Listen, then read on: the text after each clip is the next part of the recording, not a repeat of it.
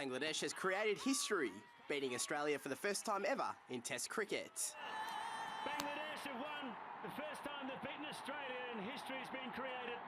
It was their spin brigade that ran riot. With a valiant tail-end effort, not enough to salvage a win. And it goes way back, and that'll help. David Warner and Steve Smith began with aplomb, finding the boundary. That's a good shot, it's in the gap. With Warner reaching his 19th Test century. Beautiful 100 there for David Warner. But his wicket, LBW and gone. followed by Steve Smith's, created havoc. Oh, that's an appeal, I think it's gone. Peter Hanscom was caught. Oh, yes, yes. With Matthew Wade and Ashton Agar gone in quick succession as the Tigers roared. And gone. Glenn Maxwell was bowled the first ball after lunch. First ball after lunch.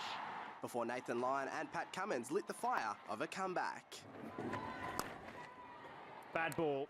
Lyon was undone, Oh, there it is. with Cummins throwing caution to the He wind. goes again.